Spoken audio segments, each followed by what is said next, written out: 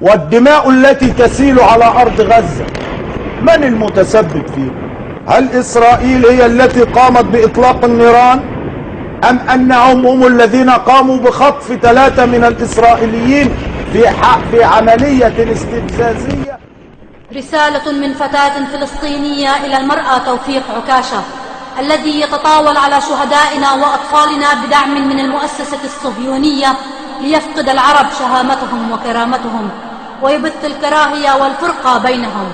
ومن غزة ومن تحت القصف نقول لك: كان من الأجدر بك أن تأتي إلى غزة وتمسح غبار بساطير المقاومين الذين يدافعون عن الكرامة والعزة الفلسطينية، ولتشهدوا يا أحرار العالم وثوار الضمير على رجل تجرد من النخوة العربية ليستبدلها بالخزي والعار.